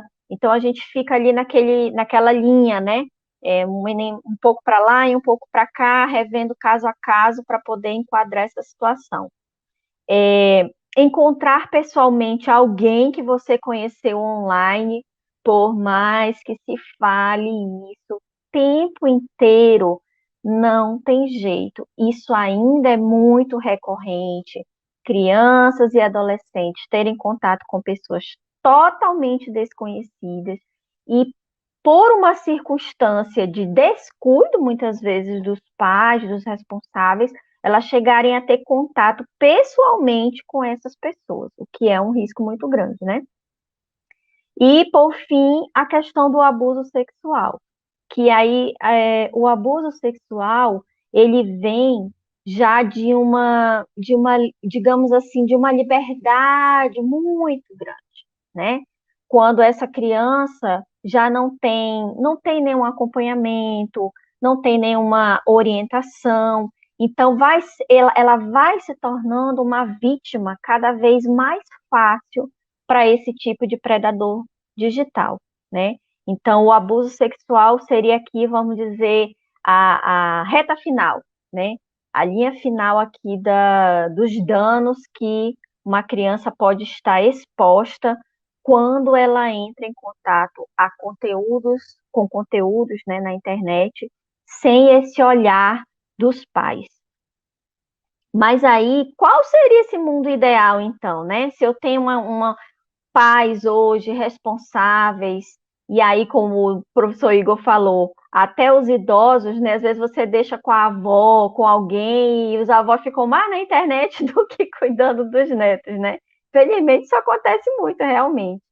Então, qual seria o nosso mundo ideal, né? O que teria que acontecer para a gente não chegar nessa questão do abandono digital, dessa parentalidade tão distraída, né? Como é que eu faço para voltar esse olhar novamente para o meu filho, para essa criança que eu tenho essa responsabilidade de cuidado?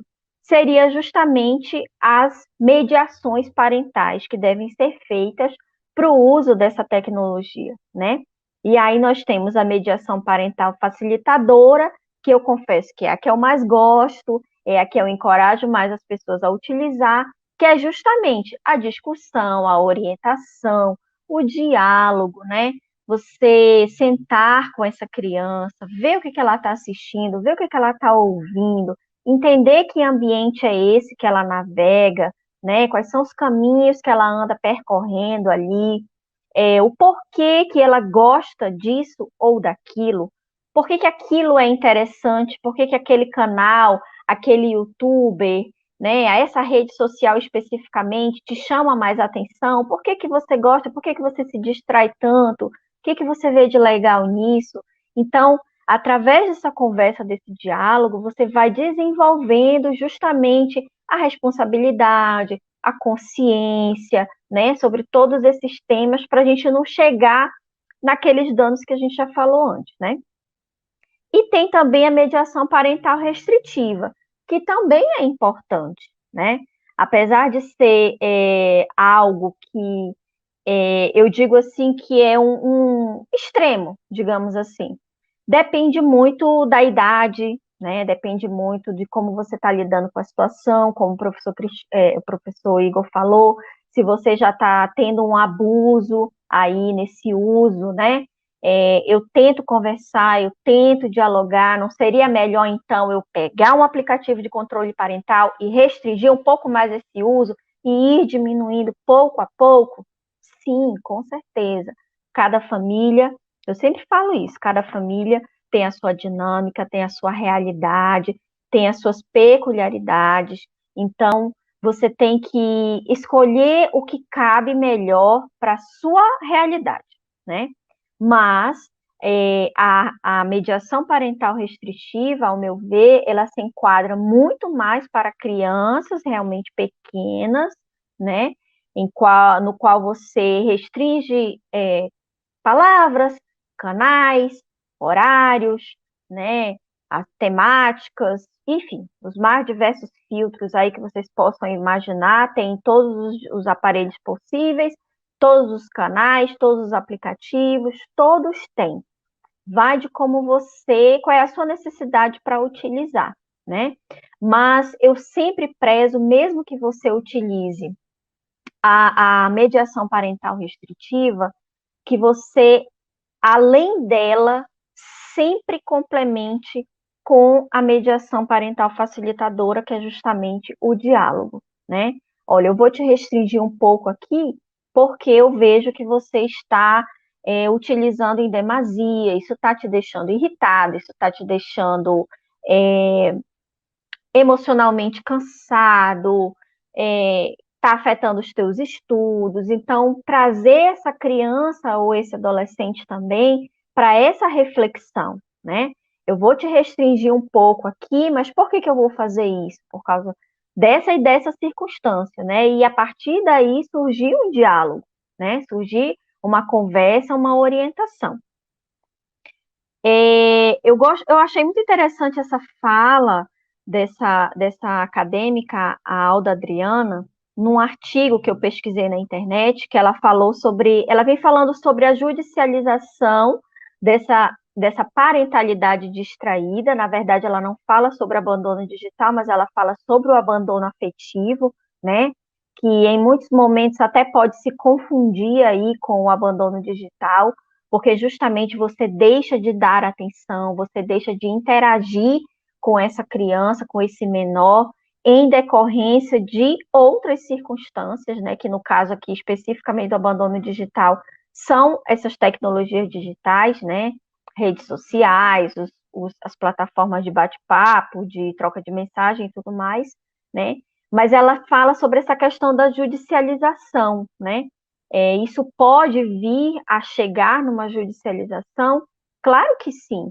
Nós temos diversos processos hoje na justiça por pedido de indenização por abandono afetivo. E por que não isso não vai chegar num dado momento que vai entrar no abandono digital também? Quando eu mando, por exemplo, o meu filho para a casa do pai ou para a casa da mãe, né, que tem a sua guarda compartilhada ali, e a criança lá passa a ter acesso a todo e qualquer conteúdo irrestrito na internet, né? Esse genitor, esse responsável não tem esse cuidado com essa criança. E se acontece algum dano com ela, né? Essa responsabilidade aí. Então, essa judicialização, em um dado momento, ela vai sim começar a acontecer, como eu falei, misturado ali com a questão do abandono afetivo também, mas ela traz uma questão muito importante que é a mediação. Como é que a gente pode trabalhar a mediação justamente nessas famílias, né? Como é que eu vou trabalhar a mediação para que esses pais sentem com esses filhos, né? Essas famílias sentem e conversem sobre o que está acontecendo, sobre as estratégias de como mudar, né? O porquê que eu preciso mudar, o que está afetando a minha família nesse sentido, prejudicando essa criança, né? A nossa interação familiar. Então, ela traz a mediação como uma alternativa a essa judicialização, né, para a gente não chegar nessa etapa da judicialização. Então, eu achei muito interessante. Como eu falei, eu sou advogada, mas eu tenho a grata satisfação de fazer parte do curso agora, né, lá da Universidade de Caxias do Sul, como acadêmica da pós-graduação de dependência tecnológica, porque é um tema realmente que eu gosto muito de estudar, eu vejo uma necessidade muito grande de profissionais hoje trabalhando com essa temática, é uma necessidade da nossa sociedade hoje e será ainda muito maior nos próximos anos, né? Agora, quando a gente está começando a sair desse período da pandemia, que a gente está começando a ver cada vez mais os reflexos de que essa imersão que a gente teve nesse mundo digital causou em todos nós, principalmente nas crianças, né? Então, eu trago nas minhas redes sociais também um pouco dessa temática, eu falo um pouco sobre isso, né? E eu estou sempre aberta ao diálogo, à conversa, à colaboração, e eu deixo aqui os meus contatos para vocês. Desde já agradeço à doutora Cristiana, ao professor Igor, ao Aldo, que topou aí o assunto, né, a temática aqui no mês de outubro, que foi muito importante, e eu acho que a gente só está contribuindo, né? Cada vez que a gente traz esse debate, a gente está contribuindo para uma sociedade melhor, porque a família é o núcleo, né, da nossa sociedade. Então, tudo que a gente fizer para ter famílias mais saudáveis, a gente vai estar contribuindo com a sociedade como um todo. Muito obrigada.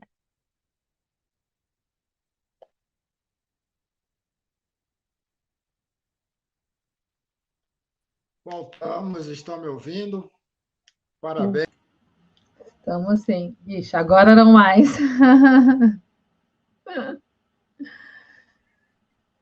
Bom, mas acho que enquanto ele volta, né? Parabéns, Fabiola. E lá no início, esqueci de te agradecer bem no comecinho, né? Também por estar aqui, também é um prazer enorme estar com vocês. Sabe que eu fui, a Fabiola sabe, mas eu fui presidente da Comissão de Educação Digital aqui do OAB, Estado de São Paulo. Então foi muito bacana, conheci o Cristiano Nabuco também naquela época. É um prazer conhecer o Dr. Igor agora. Já pedi também o contato dele, pedi o link do curso. Recomendamos a todos, porque me interessa também. Isso é um assunto que eu falo que eu defendo também lá de trás. Eu vou só aproveitar, Aldo, que eu já peguei enquanto você caiu e voltou. Eu só queria falar uma coisa que eu até anotei aqui para não esquecer. De todas essas falas que o doutor Igor colocou, a doutora Fabiola também mencionou, eu também sou mãe, né? Advogada, sou pedagoga, depois fiz direito, sistemas eletrônicos, e eu também sou mãe. E assim, eu falo sobre educação digital sim, tem muitos anos, e o que eu sinto de lá para cá é que eu evoluí no sentido de ser mãe, eu aprendi muito, porque a gente tem um discurso, e muitas das coisas que eu falava, eu vivencio hoje, né? Uma delas, por exemplo, é a questão de acesso à internet, mas por um lado, eu tenho a sorte que o meu filho, ele não gosta de ficar demais, ele não tem muita paciência, não joga videogame. Eu até gostaria que ele jogasse um pouquinho, pelo menos um pouco, né? Porque verso eu gostava quando eu era mais jovem. Mas, enfim, ele não criou, então, essa dependência, mas ele também não gosta, ele não tem muito, ele gosta de atividade ao ar livre.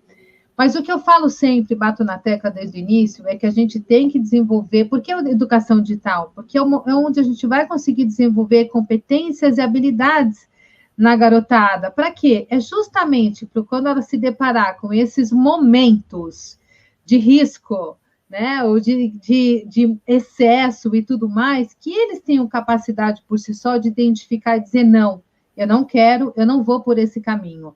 E isso é muito importante, por quê? Por mais que a gente tente restringir, eu passei dessa fase também de restringir, hoje, nem que eu queira, não dá mais, né? Então, a gente tem que ir preparados por causa disso, a gente não vai estar a vida toda com eles, isso seja presencial ou seja virtualmente.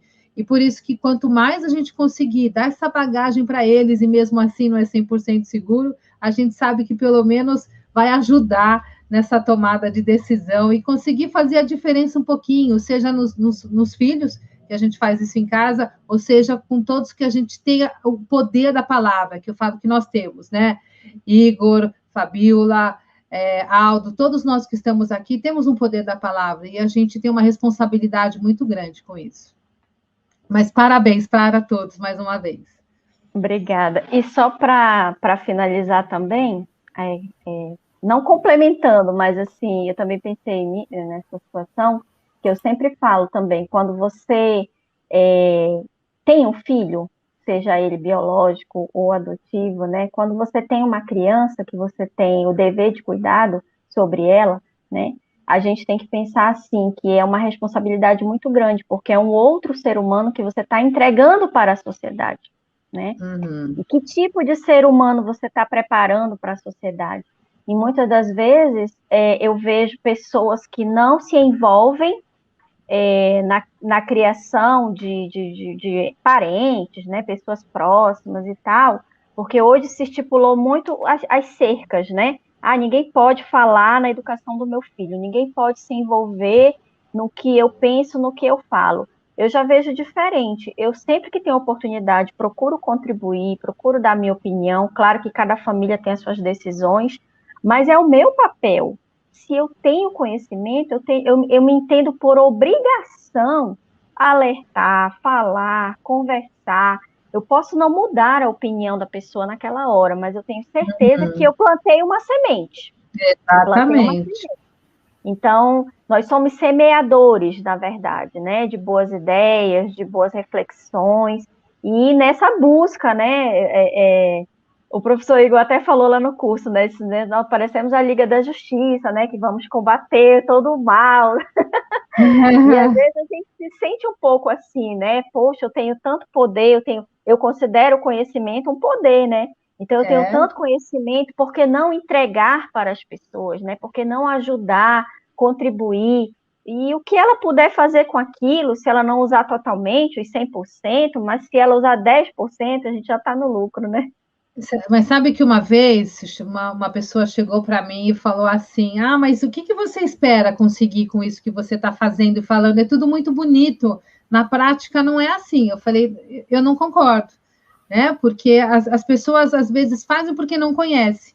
E quando você conhece, você toma mais cuidado. A gente não consegue, volto a dizer, como pai, como mãe, não tem como dizer garantir que tudo foi negligência do pai e da mãe, porque a gente, mesmo cuidando, a gente sabe o quanto é difícil. Sem cuidar, pior ainda. Então, é esse alerta que a gente faz para os pais, né? Se a gente fechar os olhos, a gente não pode. Aí sim estaremos sendo negligentes. Temos que estar alertas, tem que saber com quem o filho anda, né? Na internet também, o que ele faz e tudo mais. Mas é uma questão. Então, quando essa pessoa me falou isso, eu advogo também, né?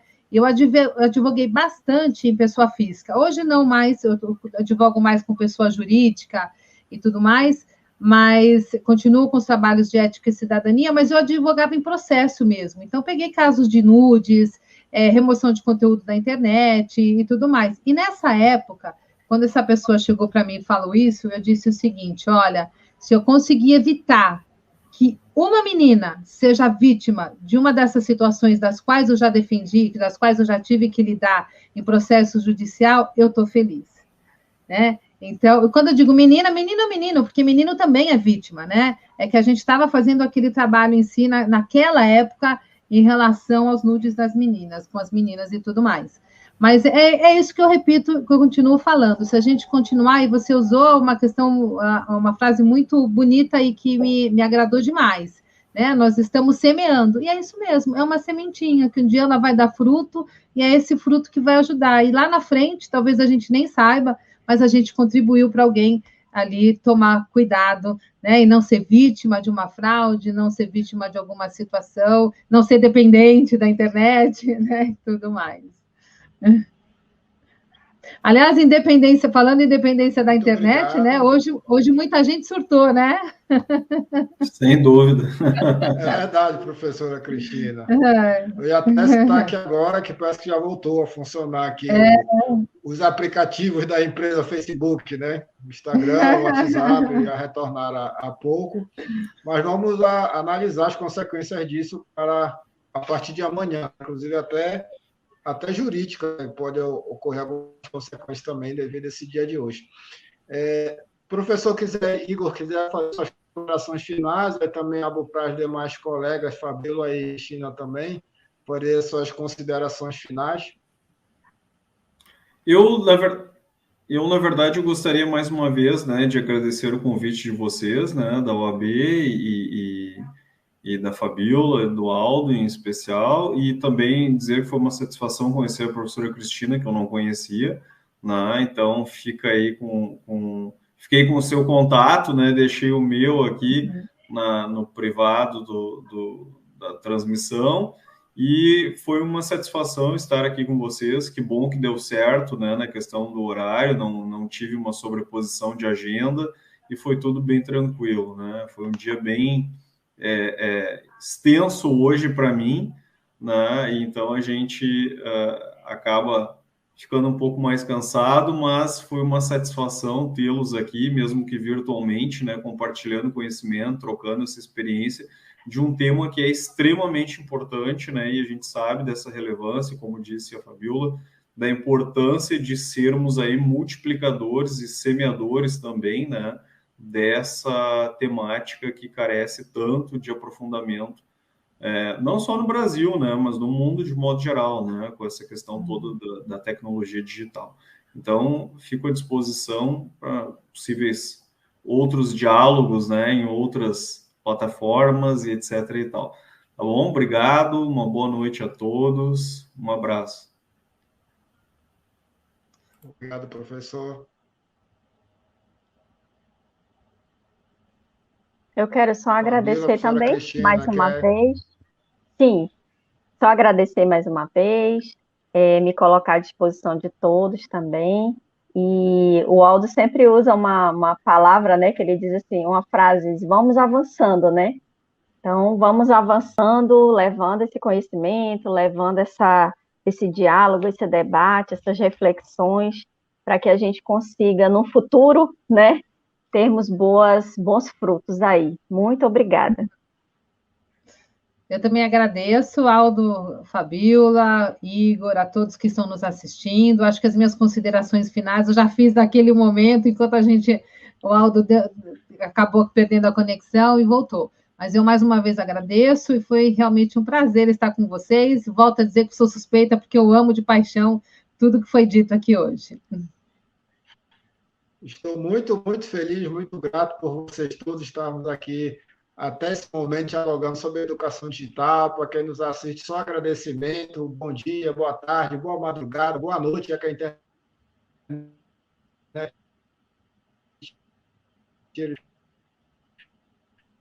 agradeço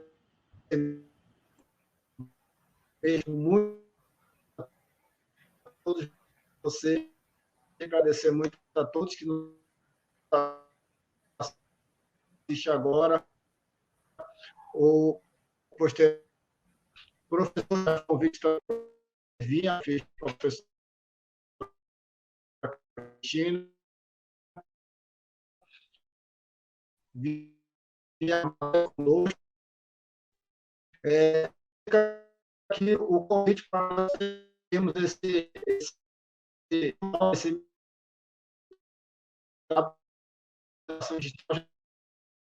semana está fazendo presencial. Aldo, eu não sei se o pessoal está te ouvindo bem, viu, Aldo? Que para nós está cortando bastante. Eu consigo entender. E também mesmo. Caiu. Acho que talvez se ele voltar, a gente. Talvez se deixar só. Internet, né? Que o dele estava travando bastante. Talvez ele tivesse que falar com áudio, para fazer só de áudio, para fazer o encerramento. Pode ser. Bom, mas eu acredito que é isso, né? Ele vai retornar já para encerrar.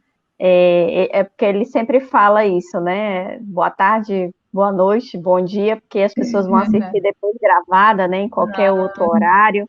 É interessante isso aqui na internet, porque a gente consegue hoje fazer uma apresentação dessa e ela reverberar durante anos e anos aí, né? Várias pessoas assistindo. E, especialmente no dia de hoje, eu acho que esse diálogo aí ainda vai permanecer atual por muito tempo. Com certeza, e eu quero divulgar o link, porque eu quero recomendar até para algumas pessoas, né? Porque foi muito bacana. Eu acho que a gente tem que divulgar, porque foram vários aspectos aqui abordados. Tentar novamente, Aldo. Vou te recomendar que, se travar, para você tentar falar sem a imagem, porque às vezes melhora aí pelo menos não corta o seu áudio.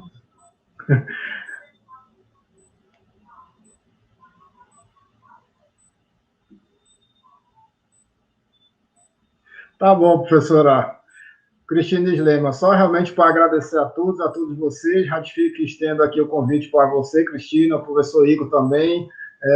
Ano que vem vir pessoalmente até a nossa Amazônia aqui. Ano que vem eu vou com a família. E já fica também já agendado para nós termos a iniciação de educação digital, já para o próximo meetup do ano que vem, de nós podemos fazer já pessoalmente.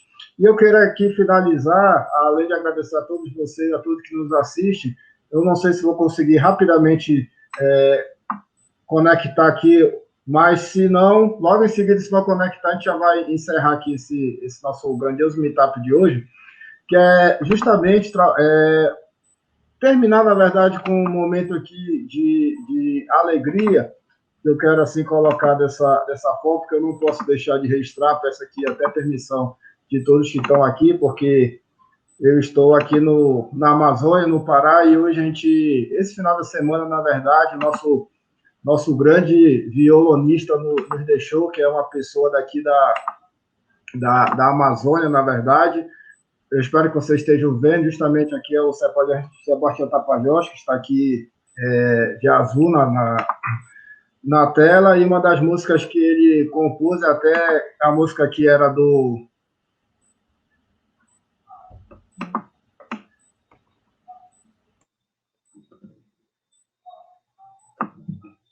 E algo está falhando. A doutora disse até para te tirar a sua imagem, só falar, para ver se melhora.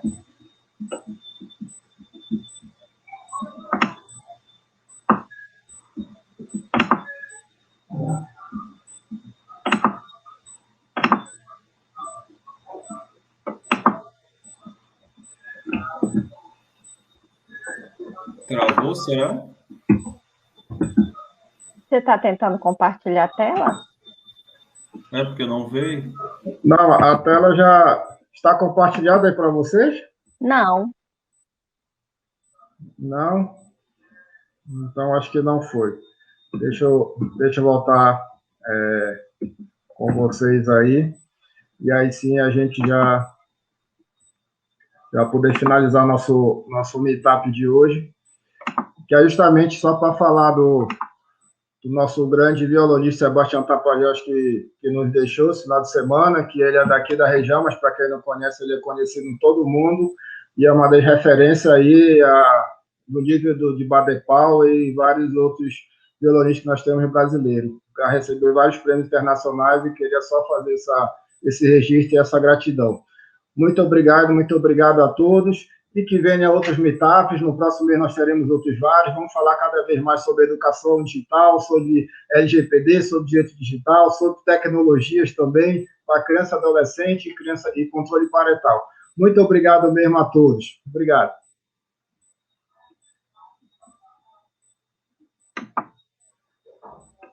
A Câmara de Vereadores de Passo Fundo está sempre ao lado da comunidade e, para manter esse compromisso, foi pioneira em implantar o sistema online para as reuniões e plenárias dos vereadores. Projetos importantes já foram votados, como a contratação de mais profissionais para a área de saúde e a aprovação da liberação de R$3.500.000 do orçamento do município para fazer frente ao coronavírus. Foi criado também um fórum permanente para debater sobre a Covid-19. Câmara de Vereadores, a casa dos grandes debates.